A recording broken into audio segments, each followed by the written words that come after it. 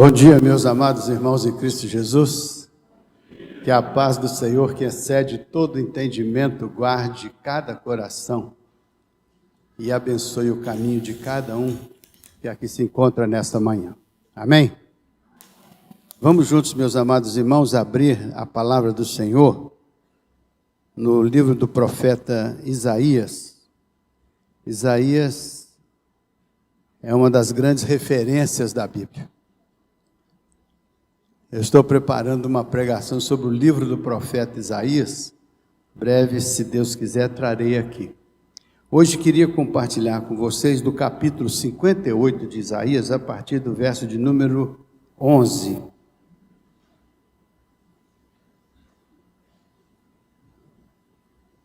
Isaías capítulo 58, verso 11. O Senhor te guiará... Antes de fazer a leitura, eu queria dizer o tema. O tema é: Deus cuidará de ti. Deus cuidará de você. Deus cuidará da sua família. Deus cuidará da sua igreja. Deus cuidará da sua vida profissional fora dessas quatro paredes. Deus cuidará do nosso país. Deus cuidará do mundo. Embora dentro do mundo tantas coisas ocorram contrárias à vontade dele, ainda assim ele nos amou. E ainda assim ele nos ama. E ainda assim ele continuará nos amando. Porque ele falou que ele era o mesmo ontem, é o mesmo hoje e é o mesmo eternamente. E a essência do Senhor é amor. Por isso que a Bíblia diz que Deus é amor. Então ele continua nos amando. E continua disponibilizando para nós a sua graça, o seu cuidado, o seu amor. E isso faz que nós sejamos abençoados. Quando não percebemos isso, está disponível, mas não perceptível para nós, não recebido por nós, é uma perda muito grande.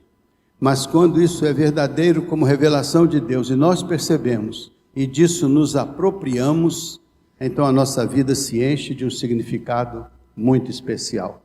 É por isso que eu quero dizer para você que, quer você saiba ou não, Deus cuida de você. Deus cuida da gente. E a causa de não sermos consumidos, sabe qual que é? É o amor e a graça do Senhor. O cuidado do Senhor.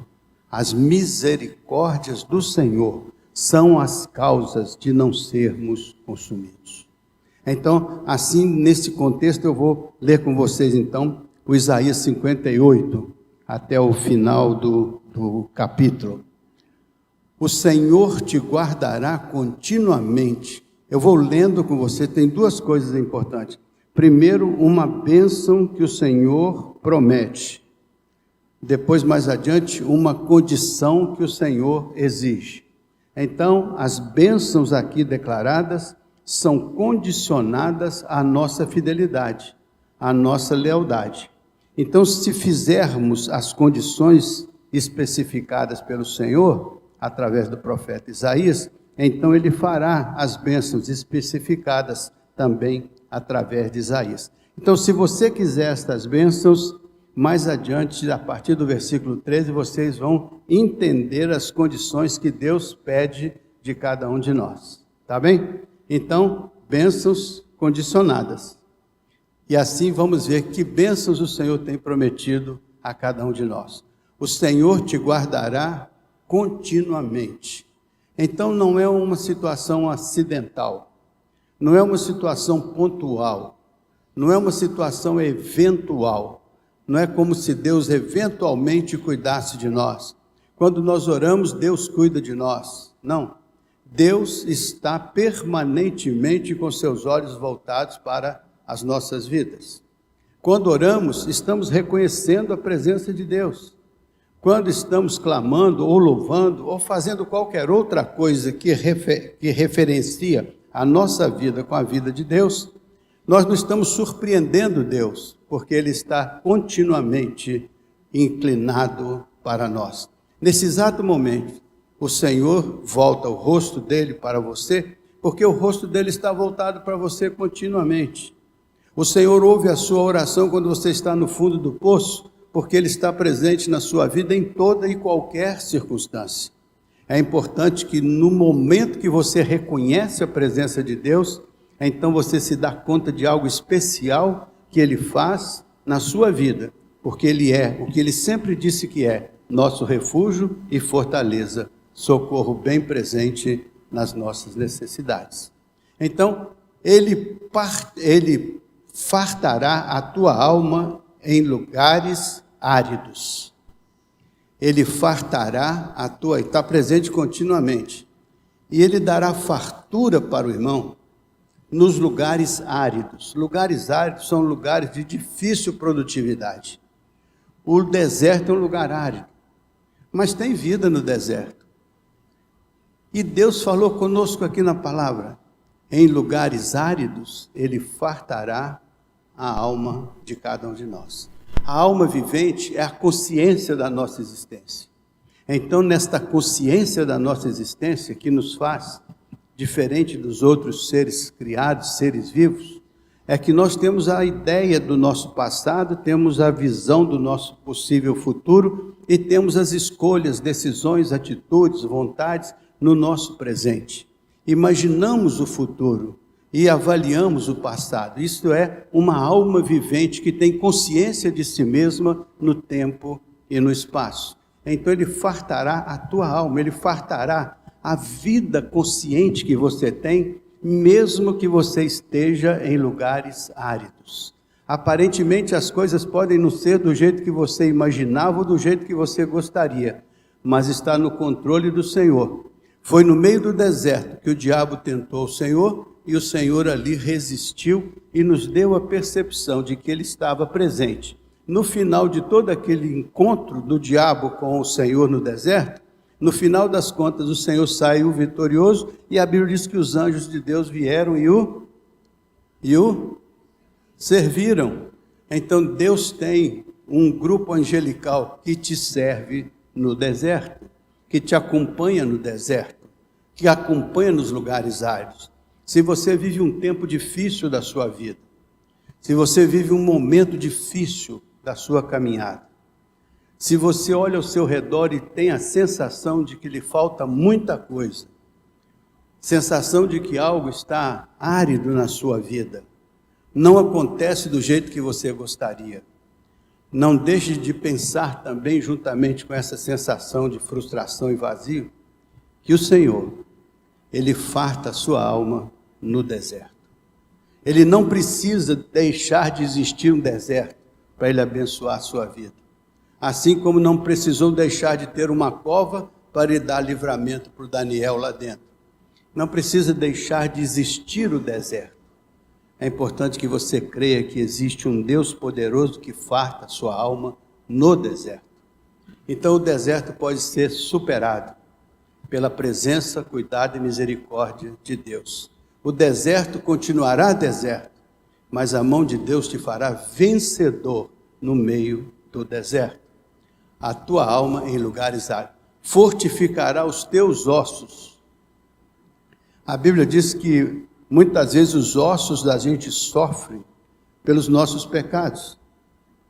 A Bíblia diz que a nossa estrutura é pó, mas a Bíblia está dizendo que o Senhor fortifica a nossa estrutura. Ele fortifica a nossa vida.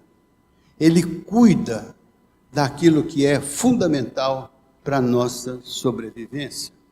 Então é entender Deus como um Deus de promessa, é entender Deus como um Deus que abençoa, é entender Deus como um Deus que cuida, e Ele cuida dos detalhes, Ele cuida da estrutura óssea do seu corpo, que é a estrutura que sustenta a sua vida, o seu ir e vir.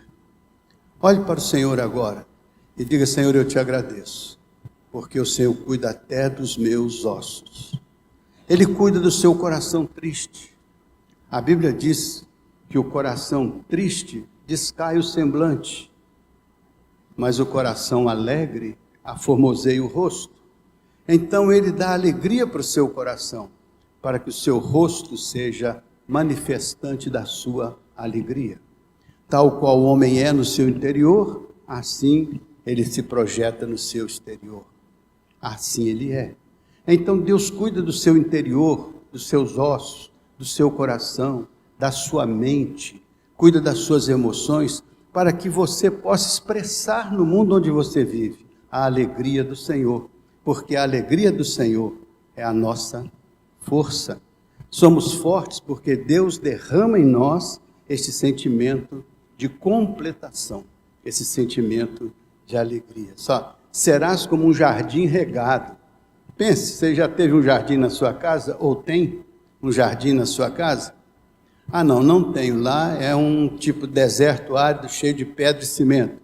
Mas do lado de fora da sua casa tem uma praça, tem um jardim. Se você já foi por alguma montanha, você já viu o Monte Florido?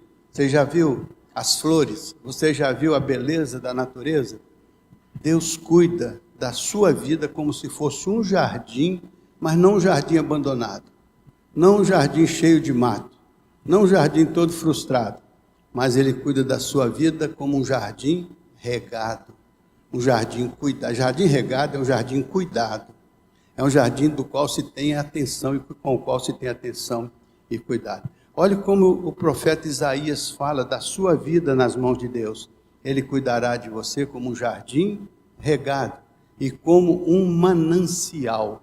A Bíblia diz que quando nós cremos em Jesus, como diz a Escritura, rios de águas vivas fluirão do nosso interior. Rios de águas vivas correrão de dentro para fora. É como se fosse um manancial. Então, há um hino bonito no nosso cenário que diz assim: Senhor, manda-nos chuvas de bênçãos. Gotas somente nós temos. Chuvas rogamos a Deus. Porque chuvas é muito mais do que gotas. Então, nós temos um Deus que nos faz brotar dentro um manancial de águas. Não são gotas de águas num deserto árido. São mananciais de águas que dá para regar o nosso jardim, e vou lhe garantir que dá para sobrar e regar jardim de muita gente ao nosso redor. É por isso que Deus nos colocou neste mundo como abençoadores, porque Ele nos abençoou para sermos abençoadores. Foi assim que Ele fez com Abraão: Abraão, eu vou te abençoar, e você será uma bênção, e na sua vida serão benditas todas as nações. Então o irmão tem todas essas promessas de Deus, e pode vivenciar todas essas promessas de Deus, porque Deus quer usar a sua vida como um manancial que abençoa as outras vidas, como um jardim regado, como um manancial, cujas águas nunca faltam. Isso aí é outra promessa de Deus, porque a gente vive num mundo de finitudes. A nossa vida tem uma finitude. Nós vivemos num mundo de perdas, num mundo de restrições, num mundo de dificuldades. Mas o que Deus te promete nunca falta. Por isso que Ele diz: Deus é o nosso pastor, o Senhor é o nosso pastor. E ao invés de dizer que nada nos faltará, é Ele que nunca nos faltará. O Senhor é o meu pastor e Ele nunca me faltará. Ainda que eu ande pelo vale das sombras da morte, Ele estará presente comigo, porque Ele nunca me falta. Ainda que os meus inimigos estejam ao redor, Ele está presente no centro da minha jornada. Ele está cuidando de mim, por isso que o profeta Isaías entendia que as bênçãos de Deus são permanentes, estão disponíveis e podem ser experimentadas independente das circunstâncias, independente do cenário que a gente viva. Reconhece o Senhor em todos os teus caminhos, e Ele endireitará as tuas jornadas. Reconhece o Senhor no coração, reconhece o Senhor na sua mente, reconhece o Senhor na sua história, reconhece o Senhor no seu contexto, e Ele endireitará as tuas veredas. Quando você reconhece a presença de Deus, Ele estabelece para você o caminho dEle, que é bom, perfeito e agradável. Então Deus não depende das circunstâncias para abençoar a sua vida. Ele abençoa a sua vida apesar das circunstâncias. Ele abençoa a sua vida além das circunstâncias. É como Jó. Deus viu a fidelidade de Jó acima e além das circunstâncias. E Deus é muito mais do que Jó, porque acima e além das circunstâncias, Ele mantém vivas as promessas dEle para aqueles que clamam pelo seu santo e bendito nome. Verso 12, olha só. Verso 12. E os que de ti procederem, edificarão as antigas ruínas. E os que de ti procederem, seja o povo, seja você, seja a igreja, seja a família, os que de ti procederem, os que de Deus procedem, edificarão. Então você que é especial aos olhos de Deus, você não nasceu para ser uma pessoa estagnada. Você não nasceu para ser uma pessoa frustrada, vencida, derrotada, desanimada.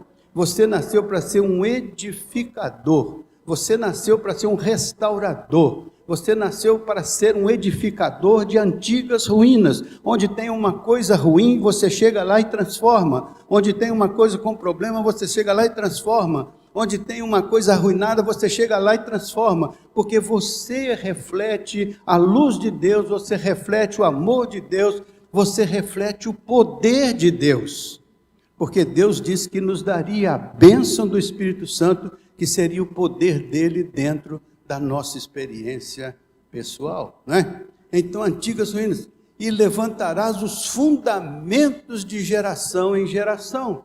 Ou seja, Deus diz que aqueles que procedem dele são responsáveis por, em cada geração, fazer algo diferente, de edificante, de propósito definido, positivo.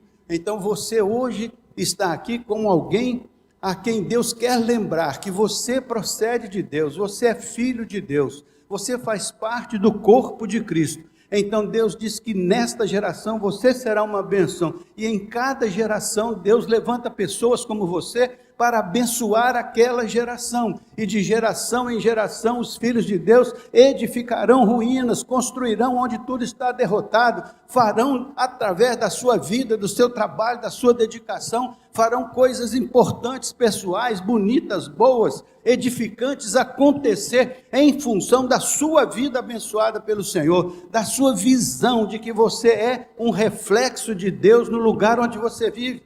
Você é a referência de Deus onde você vive, porque Jesus disse: eu e meu Pai viremos para vós e faremos em vós morada. Então, se Deus é morada, se você é morada de Deus em espírito, tenha certeza de que através da sua vida o Senhor se manifesta.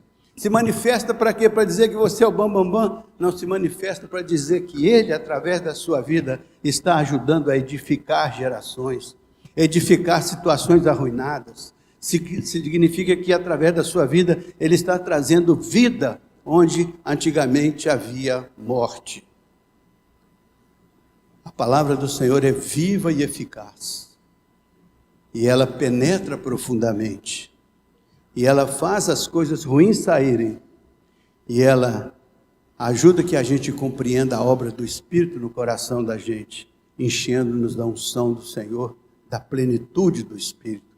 E quando a plenitude do Espírito está em nós, o que sai de nós é bênção, é coisa boa, é edificação, é construtividade espiritual, é bênção do Senhor, né? Isso é que Isaías está falando. Diz assim: chamar-te-ão reparador de rupturas. Vão chamar você de reparador de brechas, reparador de coisas desconstruídas, reparador de coisas que se perderam, reparador, reconstrutor, reconquistador. Você, nas mãos de Deus, é alguém que está no mundo para abençoar o mundo. Você está nesta igreja para abençoar esta igreja. Você está na sua família para abençoar a sua família. Você está no cenário do seu trabalho para abençoar o seu trabalho. Você está no mundo para ser luz do mundo, para ser aquilo que o Senhor diz, astro luminoso, no meio de uma geração perversa e corrompida. Você é, nas mãos de Deus, uma pessoa muito abençoada, para ser uma pessoa abençoadora. Reparador de brechas. Tem alguma brecha na sua própria vida? Não precisa ter. O Senhor diz que você é um reparador de brechas. Olhe para dentro de você, olhe para a sua mente, olhe para o seu coração, Olhe para as motivações da sua vida. Olhe para o dia a dia da sua vida. Se tem alguma coisa errada, se tem alguma coisa fora do lugar, peça ao Senhor a sabedoria, o empoderamento, para você ser um reparador de brechas. Não deixe a sua vida rachada em nenhum ponto. Seja um reparador de brechas. E o Senhor diz que faz você ser isso. Está dito na promessa de Isaías. E você pode apropriar-se dessa promessa. E você pode praticar isso na sua vida. Reparador de brechas. Tem algo errado onde você caminha? Seja sempre um reparador de brechas. Ah, mas é muito difícil. Comece por aqui, quer ver? Sai naquela rua ali. Tem uma situação ruim lá? Senhor, aquela situação não é do teu agrado. Mas eu quero agora ser um instrumento teu para orar por aquilo. Pedir a tua bênção sobre aquele lugar. Quero dirigir os teus olhos para aquela situação. Tem misericórdia daquela pessoa. E assim você vai vendo que a partir da sua oração você vai começando a se envolver nas coisas que Deus vai abrindo diante dos seus olhos. E lá na frente você se percebe um reparador de brechas. Primeiro brechas pequenas. Primeiro brechas irrelevantes. Depois você cresce. Espiritualmente você se amplia. E você é um reparador de grandes situações que vão abençoar grandes pessoas, várias pessoas. E assim a sua vida se torna um manancial em lugares áridos, em lugares difíceis. Você nasceu sob os cuidados de Deus e Ele te trouxe até aqui, preparando a sua vida para ser uma bênção, para ser uma resposta dEle para este mundo que jaz no maligno. Então você é chamado por Deus para ser uma bênção onde você está. E aqui tem um problema. A maioria das vezes a gente quer que as pessoas sejam bênçãos para nós. A gente quer que o lugar seja uma bênção para nós. A gente quer que as situações sejam as situações abençoadoras da vida de cada um de nós. Mas nós nos esquecemos que foi Deus quem falou que nós devemos transformar essas realidades para que elas sejam bênçãos não somente para nós, mas bênçãos para as pessoas que estão ao nosso redor. Um dia o barco dos discípulos estava afundando e Jesus estava andando sobre as águas. E o Pedro falou assim: Senhor, se és tu, manda-me ter contigo. E o Senhor disse: pois venha, Pedro. E o Pedro foi. E o Pedro encontrou-se com Jesus. Antes de chegar lá, ele teve uma dúvida lá, teve uma insegurança, ia se afundando. Mas Jesus o resgatou e consertou a situação. Entrou com ele no barco, a tempestade se acalmou, tudo se ajeitou. E haviam outros barcos ao redor. Quando Jesus abençoou o barco de Pedro, Ele abençoou o barco de várias pessoas que estavam ao redor. Assim Deus abençoa a sua vida. E quando Ele abençoa a sua vida e você tem consciência disso, pode ter certeza que muitos outros barcos ao seu redor vão ser abençoados. Muitas outras vidas vão ser abençoadas. Por isso que Isaías nos diz: a sua vida vai ser um manancial. Vai ser um jardim regado, vai ser uma coisa boa. Olhe no espelho e diga: Senhor, eu te agradeço porque a minha vida é um jardim regado por ti. Senhor, eu te agradeço porque a minha vida é um manancial. Não olhe para você como se você fosse alguém de menos valia. Olhe para você como alguém especial aos olhos do Senhor, preparado pelo Senhor para toda a boa obra. Então você é uma bênção nas mãos de Deus. Só que às vezes não tem consciência disso. Por isso vive mendigando aqui ou acolá uma bênção, quando poderia ser um vaso de bênçãos, quando poderia ser um canal de bênçãos, quando poderia ser um jardim regado, produzindo flores para agradar a vista de quantas pessoas estiverem ao seu redor. Um jardim quando ele é muito lindo, ele é muito acolhedor. Sua vida é um jardim para ser uma vida acolhedora, uma vida abençoadora. Faz sentido? Então hoje olhe nos olhos do seu marido e diga assim: meu bem, você é um jardim de Deus e a sua vida me inspira. Diga para sua esposa: querida, você é um jardim de Deus e a sua vida me inspira. Diga para a sua família: minha família, vocês aqui representam um jardim de Deus. E eu sou abençoado porque Deus me deu um jardim regado. Se a gente começar a reconhecer as bênçãos de Deus, começar a reconhecer a presença de Deus, a gente vai se dar conta de que Deus não é uma teoria, Deus não é uma doutrina, Deus é uma personalidade viva pelo Espírito, se relaciona conosco. E Ele nos dá promessas. E Ele diz que vai estar com a mão dEle sobre a nossa cabeça. Se a gente acreditar, a gente vai ver transformações poderosas em nossas vidas mesmo, nas vidas ao nosso redor. Acredite, Deus tem uma bênção poderosa para você. Agora, reparador de rupturas, restaurador de veredas para morar, restaurador de coisas. Meu irmão, você vai ser um mecânico de Deus. Onde você estiver, com as ferramentas do Espírito, que é a palavra, o Espírito Santo, você vai consertando, vai consertando, vai consertando. Sabe por quê? Porque Deus te dá sabedoria. Assim como Ele abençoou Bezalel para fazer toda a boa obra para construir o tabernáculo, Ele construiu o templo, Ele te dá sabedoria para você fazer toda a boa obra, para ser um reparador de veredas, para preparar um lugar bom para morar, para fazer da sua vida morada de Deus em espírito. Faz sentido isso?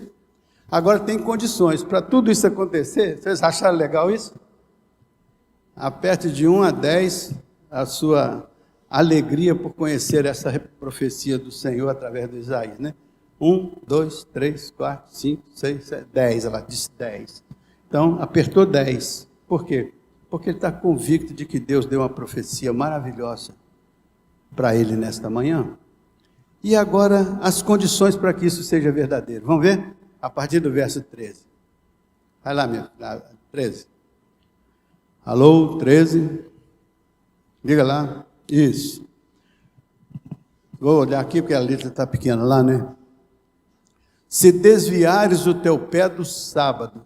Interessante, ele vai começar dizendo, ou seja, o sábado, no contexto da lei de Deus, era um dia separado para uma dedicação exclusiva ao Senhor.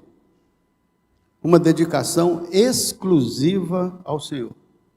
Naquele dia de sábado, a sua vida seria total e incondicionalmente dedicada ao Senhor. Então, hoje, sua vida como templo do Espírito Santo, como morada de Deus, é uma vida totalmente exclusiva ao cuidado do Senhor, não é verdade? Se o sábado era um tempo exclusivo, a sua vida, muito mais do que um tempo, é um templo exclusivo do Senhor. É para que você reconheça o Senhor em cada detalhe da sua vida. E que tudo que aconteça na sua vida seja a obra do Senhor. Então veja só que coisa interessante. De fazeres a tua vontade no meu santo dia. Olha, ali era fazer a vontade de Deus num santo dia. Mas quantos dias são santos para o Senhor na sua vida? Arrisque. Todos os dias são santos, porque sua vida é santificada ao Senhor. Você não depende de um dia para santificar o Senhor. Você santifica o Senhor em todos os dias da sua vida. Não pense que o fato de haver um dia específico substitui a sua responsabilidade de ser santo todos os dias. Não restrinja a sua vida ao sábado. O sábado é muito importante, mas o que Deus queria do sábado era uma dedicação total. E o que Ele requer de você hoje é uma dedicação total. É que você o reconheça em todos os seus caminhos. Glorifique a Deus em toda a sua forma de viver. Jesus disse, eu glorifiquei-te na terra, tendo consumado a obra que o Senhor me deu a fazer. Mas mais do que isso diz a Bíblia, glorificai a Deus nos vossos corpos mortais. Então todos os dias são para nós dias santos ao Senhor. Não é um feriado. Sábado não é um feriado para você ficar em casa sem fazer nada. Todos os dias são santos para você fazer com que a obra de Deus na sua vida se realize, de qualquer que seja o tempo e o espaço. Veja só, e chamares ao sábado deleitoso, ao chamar ao dia alegre, chame o seu dia, cada dia da sua vida um dia alegre, e o santo dia do Senhor, digno de honra, e o honrares não seguindo os teus caminhos, nem pretendendo fazer a tua própria vontade, nem falares as tuas próprias palavras. Ou seja, utilize o seu corpo, o seu dia a dia, para glorificar o nome do Senhor, sem fazer a tua vontade preliminarmente, mas a vontade do Senhor. E isso é que é santificar o dia, é fazer do dia um dia consagrado ao Senhor. É fazer do seu dia um dia dedicado ao Senhor. Não importa se é domingo, se é segunda, se é terça, importa que qualquer que seja o dia, ele será consagrado ao Senhor. E preliminarmente dentro dele você cumprirá a vontade do Senhor. A vontade do Senhor que fez todos os dias. E que te colocou neste mundo para viver cada dia, consagrado ao Senhor. Veja só mais assim, próximo, veja. Próximo. Então te deleitarás no Senhor. Se você fizer isso, não será o dia deleitoso, mas tu te deleitarás no... Então, se sábado era o dia do descanso, então todos os dias passam a ser dia do descanso, porque você não descansa no sábado, você descansa no Senhor.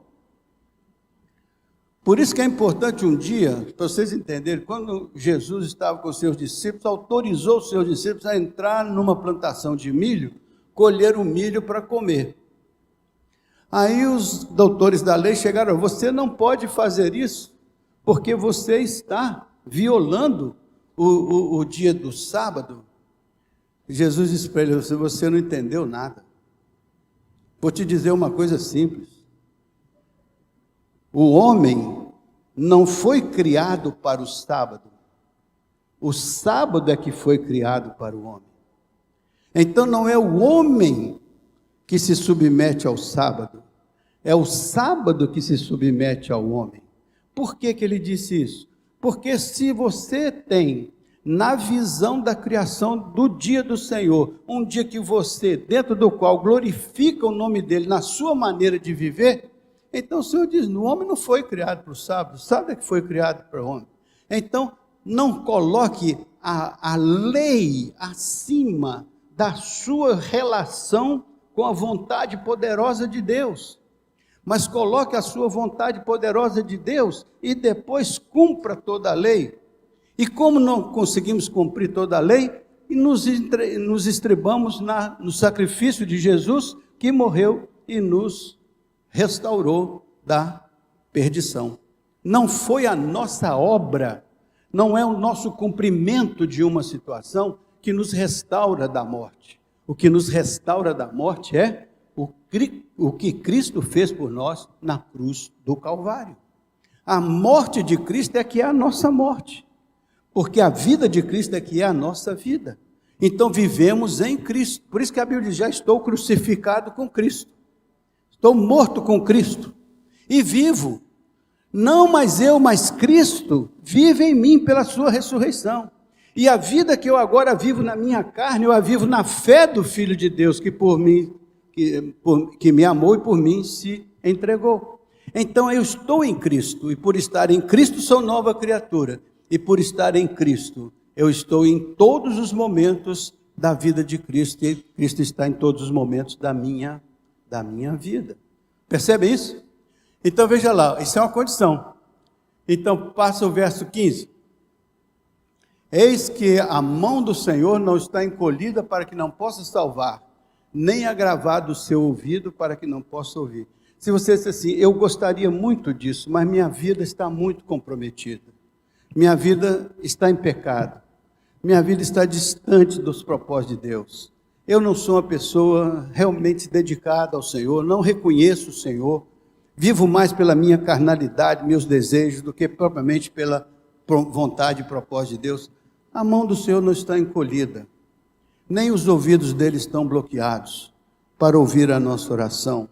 para ouvir a nossa confissão, para ouvir a nossa adequação ao propósito dele. Por isso que Paulo diz, você entrega a sua vida no altar, como se fosse um sacrifício total, absoluto, uma entrega total. Faça isso com consciência da sua alma. E a Bíblia diz assim, e você estará prestando ao Senhor um culto racional, um culto inteligente, um culto lógico. E quando você fizer isso, lembre-se de fazer 3 coisas. Transformai-vos pela renovação da vossa mente. Então a gente tem que mudar a mente, porque mudando a mente, muda o pensamento, muda o comportamento. Então se eu mudo a minha mente, eu posso experimentar a vontade de Deus, que é boa, perfeita e agradável. Mas com a mente velha, carnal, acomodada, eu nunca vou entender as coisas de Deus que se discernem espiritualmente. Então eu preciso passar por uma transformação da minha mente e pensar os pensamentos do alto, os pensamentos da palavra, liderados pelo Espírito. Quando eu faço isso, eu me qualifico para ter a presença de Deus viva, inteligível, dentro da minha experiência pessoal. E ele diz assim, não vos conformeis com a mundanidade desse mundo. O que significa isso? Não adeque a sua vida à mundanidade do mundo. Não siga a cultura do mundo como se ela fosse a voz de Deus. Não é. Deus está acima e além das circunstâncias. E Ele fala conosco dizendo que caminho devemos seguir para experimentarmos a bênção que Ele nos prometeu nessa revelação de Isaías. Não se conforme com esse mundo, mas transformai-vos pela renovação da mente. Mude a maneira de pensar sobre Deus, sobre o que Ele representa na sua experiência pessoal, sobre o que o seu corpo representa na manifestação do Espírito Santo. Aí você não ficará preocupado com um dia da semana, você ficará preocupado com todos os dias da semana, em ser a morada de Deus em espírito. E aí você será um jardim regado, e aí você será uma fonte no deserto, e aí você será um rio de águas vivas, e aí você será uma bênção nas mãos do Senhor, e você será uma bênção para o trabalho do Senhor. Veja lá então, ó, vamos ver, já chegou ao final, né? Eis que a mão do Senhor não está encolhida. Então era até o 58 até o final. Mas só para vocês serem que tem condições. Nós temos que andar nos caminhos do Senhor, vivenciar os caminhos do Senhor, dar ouvidos ao Senhor, permitir que a voz do Senhor se manifeste a nós, ter a disposição de arrependimento, de fazer veredas direitas, de confessar ao Senhor os nossos pecados, de pedir ao Senhor o perdão, de pedir ao Senhor a santificação da vida. Então Ele cuidará de nós, Ele cuidará de cada um de nós, Ele nos fará caminhar por caminhos altos, Ele será fonte no deserto, e você será um jardim regado. Deus cuidará de ti, em cada dia proverá, seja aqui ou acolá, Deus cuidará de ti. Sim, Deus cuidará de ti.